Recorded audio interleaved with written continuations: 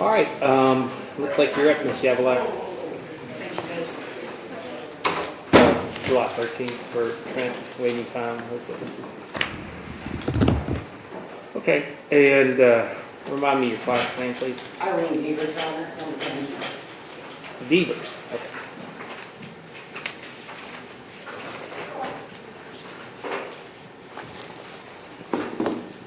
All right.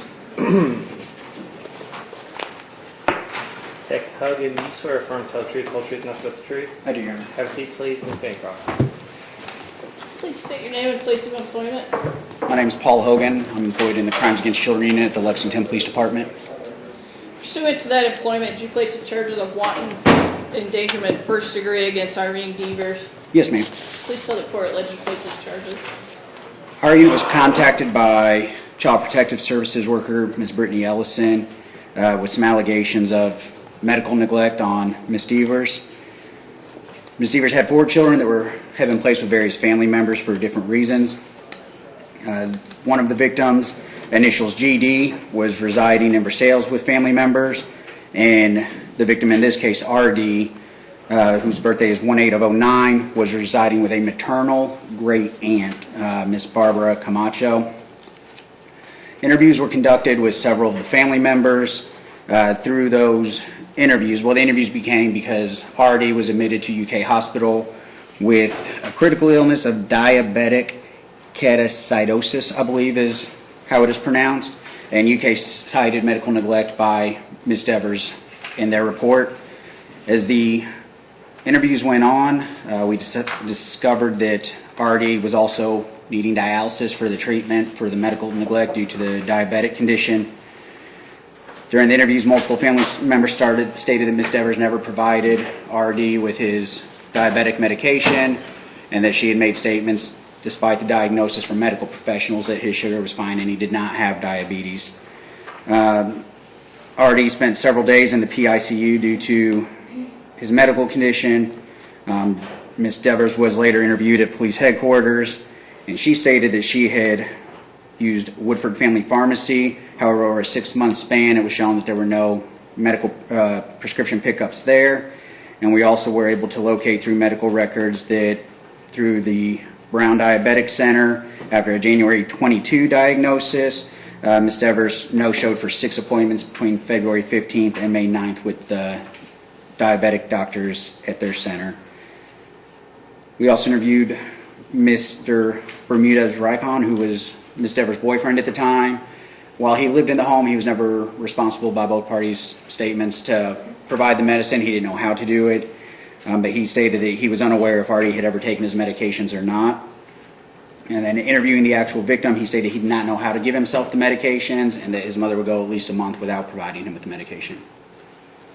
When he was taken to the hospital, was it near fatal? It was, yes, a near fatality, yes. And all these events, all these events occurred in Fayette County? Correct. Nothing further on. Okay. Ms. Yavala. Thank you, Your Honor.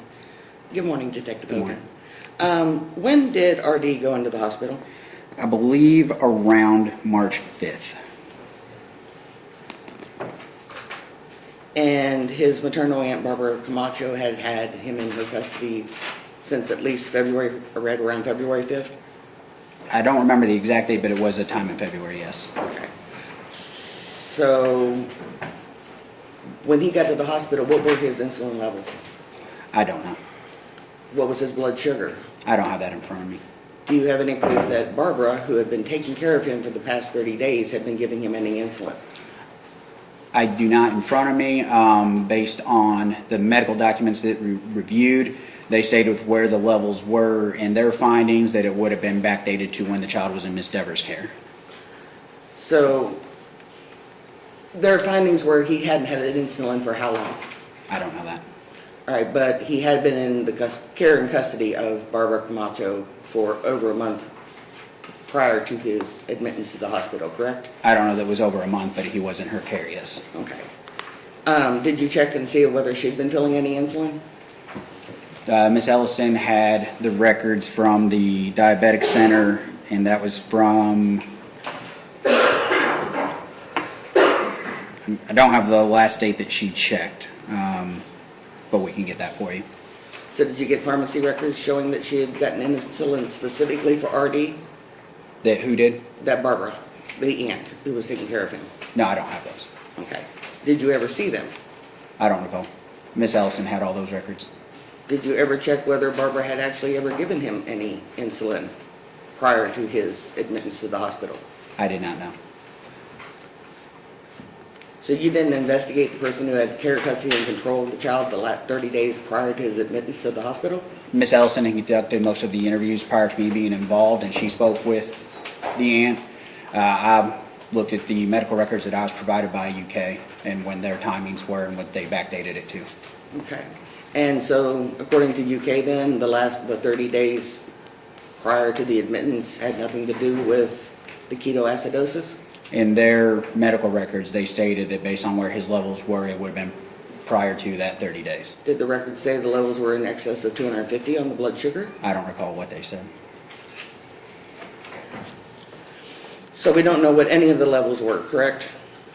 Not right this second, but I have those in the case file. And you don't know if the person taking care of this child had given him any insulin in the 30 days preceding the hospitalization, correct? I do not.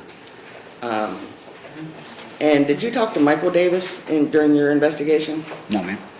So you wouldn't know that he had seen the insulin, saw her test for sugar, Your and Honor, saw the I'd child? object to officer said he hadn't talked to him, so he wouldn't know the Yeah. answer to her It question. would be speculation on his part, you know, and I think that's other hearsay objections or I'll sustain. Did you talk to Alicia Devers? No, I did not. Did you talk to Alan Devers? I did not. Did you talk to Judy Devers? I did not. Did you talk to Victoria Devers? I did not. So what family members did you actually interview? I interviewed Miss Devers and her boyfriend. Miss Ellison interviewed several family members, and all those interviews have been uploaded to evidence.com. Okay, so you have, from her notes, you have no idea that all those family members indicated the insulin had been taken and the child knew how to give his own shots also? I know that Miss Devers stated that her child knew how to give his own shots. However, based on the interviews, her child stated he did not know how to give his own shots. But you didn't interview any of the people essentially closest to the child, like the ones I just mentioned, correct? Objection asked and answered. I'm gonna, he's already testified to who he interviewed and who he didn't, so let's sustain. And, okay. How long was the child in the hospital? I know he was in the PICU for at least 3 days. I don't know how long his total admittance was. And my client had indicated she'd given the insulin, correct? She did, yes. That's all I have, Judge. Any further? Can I ask some questions to the officer? As far as your investigation, there's no guardianship from the great aunt, is there? Or was there any guardianship matter or family court matter or cabinet involvement? There was cabinet involvement. I think that the children had been placed with the various family members by DCBS. Okay, was that pre or post hospital visit? Pre. Pre, okay. So the cabinet was involved, but has there been family court orders, establishing custody with the great aunt? That I don't know. Okay, all right. Anything based on that? Yes, Your Honor. Go ahead. Did you know through guardianship court, not family court, that the aunt had guardianship of this child? I did not. Okay. Anything based on that? No, Your Honor. Okay. Thank you. Thank you. You may step down. Arguments as to probable cause?